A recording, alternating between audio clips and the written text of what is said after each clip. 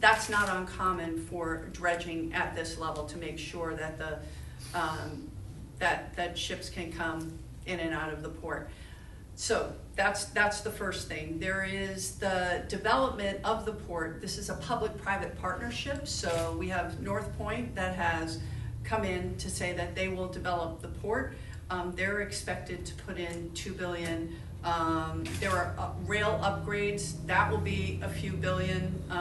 Eventually, we would like to see these containers go all the way through to the Midwest. Again, getting a lot of diesel trucks off the road, allowing us to ship our goods both into and out of this port would be great. So it's going to take time and a lot of money, but this is the first major port that has been built on the West Coast since the 1960s.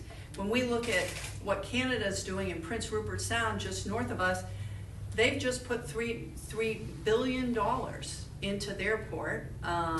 In Mexico, they're in Central America, they are investing in their ports. Supply chain infrastructure does cost money, and it's investments that benefit us for not just now, but for future generations. So I know that I didn't give you a specific number, but it really depends on what part of the project you're talking about. Thank you. And to speak on this $100 million, can you just speak to what aspect of the project this $100 million is supposed to be allocated toward? I believe it's towards the dredging. Towards the channel modification. Towards the channel modification. Are there still, certain environmental impact studies and things that need to happen before that dredging can commence? Absolutely. And so the first thing that needs to happen, and we're moving towards, is a full NEPA process. Mm-hmm. So that will happen before anything, before, one shovel goes into the ground. And they're moving forward with that presently.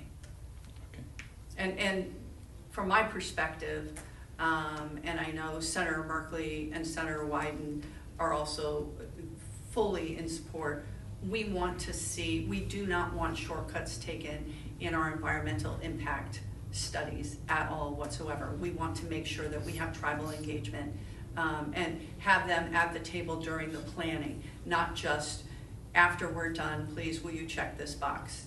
I think we saw that with BOEM, and people felt like they were rolled over. And so the port has really worked on community outreach and making sure that they're being transparent in how they're conducting business.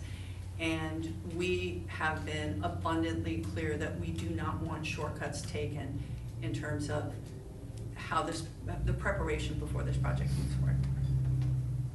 The $100 million grant for the dredging, and then the for the bonding, and then the two $33 million grants and the $25 million that's on the way, those aren't connected in any way, correct? They're all separate?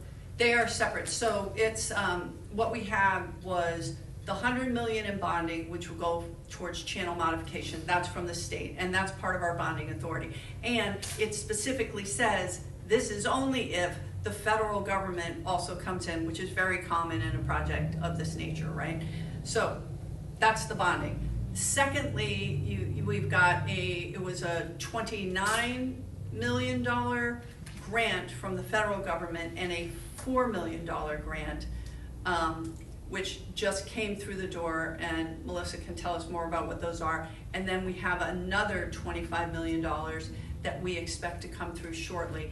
That $25 million is specifically for planning. Absolutely. What did you talk about there?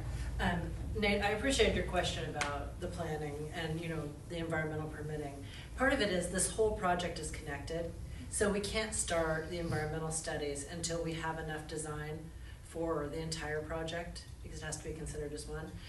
The grants that the Congresswoman just mentioned that just came through, one is for planning the railroad upgrades, and the other one is for planning the rail crossing elimination in Reedsport. The one that we're still waiting on, which should be in any day, is for planning the terminal. And once design and permitting is far enough along, we'll be able to start NEPA, which we're planning on starting in the first quarter of 2026. Excellent. And if I could ask you one more question. Oh, sure. And that's just among local detractors for the project, I'd say the number one buzzword has been transparency. Can you speak to just your plans for transparency when those sort of surveys start to happen. Oh, absolutely. Right. I think we've already engaged in a level of transparency that we've been trying to make sure that everybody has as much information as possible. We have engaged a community engagement firm that specializes in making sure that the community is aware of all aspects of the project. We've also been going out and attending any community meeting that we're invited to, speaking to different groups, explaining what's going on. I think there's always some level of frustration because you have a project, but until you really go through design and permitting, you can't give people those details that they really want. NEPA will answer a lot of questions that people have, which are really important, and as the Congresswoman mentioned, we are fully committed to a complete and open NEPA process. The other condition that's on the $100 million from the state is that we complete the NEPA process. So I will say what Melissa didn't say, which is I think that that was a fair criticism of how the port had operated in the past. I do know and I have seen that the new leadership at the port, Melissa sort of being the point person on PSIP and Linnell as executive director, that they have made it abundantly clear to everyone at the port that this is a public body, that these are public records, that people deserve to have information, because if they don't have information, then how can they make up their minds whether this is a good or a bad project? Look, there are people that no matter what happens are gonna oppose this project, right? For various reasons. They don't want industry here, and I don't fault for them for that. That's a fair position to have.